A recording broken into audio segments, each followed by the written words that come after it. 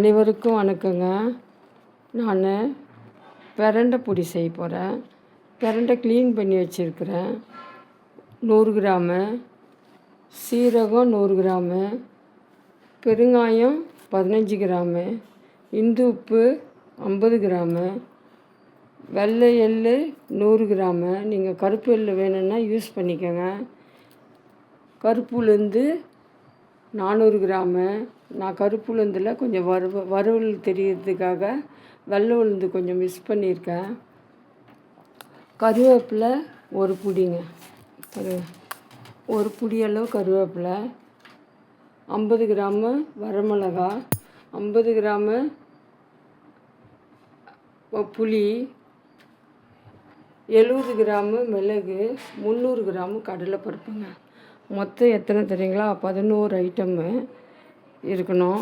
பார்க்கலாம், நம்ம வறுக்கலாங்க. எல்லாமே ஒன்று ஒன்றா வறுத்துக்கலாம். எப்படி வறுக்கிறதுன்னு பார்க்கலாம் வாங்க. கடலைப்பருப்பு வறுத்துக்கலாங்க. கடலைப்பருப்பு வறுத்துக்கலாம்.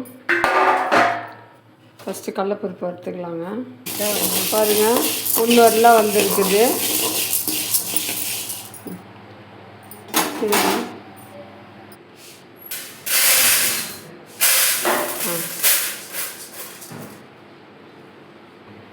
உளுந்து போடுமா, உளுந்து வறுக்கிறேங்க.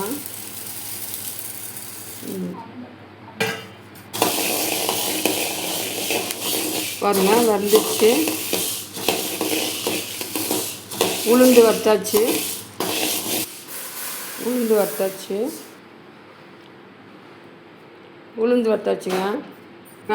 எள்ளு போட்டாச்சு. எள்ளு வறுத்து சிம்மில் வச்சு வறுக்கணுங்க. சிம்மில் வச்சு வறுக்கணும். பாருங்க, எள்ளு வறுந்தாச்சு. எடுத்து கொட்டிக்கலாம். எள்ளு வறுத்தாச்சு. மிளகுங்க கொட்டு, மிளகு வறுத்துக்கலாம். பாருங்கள், மிளகு வறுத்தாச்சு.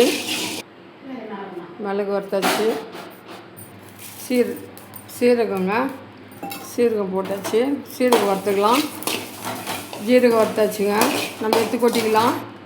மிளகா வறுத்துக்கலாம். மிளகா போடுமா, 50 கிராம் மிளகா வறுத்துக்கலாங்க. சிம்பிளே வச்சு செய்யுங்க, கொஞ்சம் லேட் ஆகும். வரமிளகா வந்துச்சுங்க, எடுத்து கொட்டிக்கலாம்.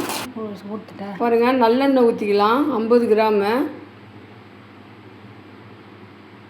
50 கிராம் ஊற்றியாச்சு. இப்போ நம்ம அந்த எண்ணெயில் தான் கருவேப்பிலை வறுக்க போகிறோம். பாருங்கள், கருவேப்பிலை போடு.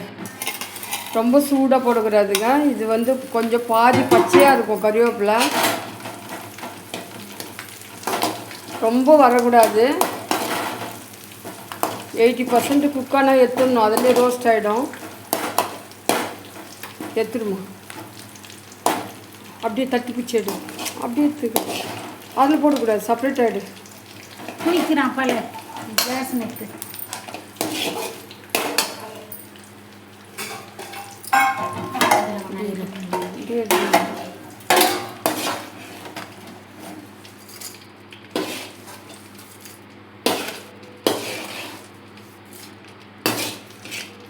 கருவேப்பிலையை எண்ணெயில் தாங்க வறுத்து எடுக்கணும். அப்போ தான் ஸ்மெல்லு நல்லாயிருக்கும். அதிகமாக உடந்த கருவேப்பிலை அவ்வளோ டேஸ்ட் வராது. பாதி உடந்துருக்கணும். பாதி காஞ்ச கருவேப்பிலையை தான் நம்ம வந்து வறுத்து எடுக்கணும் எண்ணெயில். நெக்ஸ்ட்டு நம்ம வந்து பிரண்டை போட்டுக்கலாங்க. பிரண்டை போட்டாச்சுங்க. பிரண்டை நல்லா வதங்கணுங்க. பிரண்டை ரொம்ப நல்லா வதங்கணும். அந்த எண்ணெயிலேயே நல்லா வதங்கணுங்க பிரண்டை. அது வரலும் கொஞ்சம் லேட்டாகும் குக்காக. இது பச்சை பிரண்டை, கொஞ்சம் எண்ணெயில் வதக்கி தான் செய்யணும் பச்சை பிரண்டையை. பார்க்கலாங்க, வதங்கட்டும். பாருங்க, பிரண்டை வதங்கிடுச்சு. இப்போ நம்ம வந்து புளி போட்டுக்கலாம். புளி நல்லா வதங்கட்டும். பார்க்கலாம். பாருங்கள், புளி போட்டு நல்லா ஃப்ரை ஆகிடுச்சு. இப்போது நம்ம வந்து ஆஃப் பண்ணிட்டோங்க ஸ்டவ்வை. பெருங்காயம் போட்டுக்கலாம். அவ்வளோதாங்க.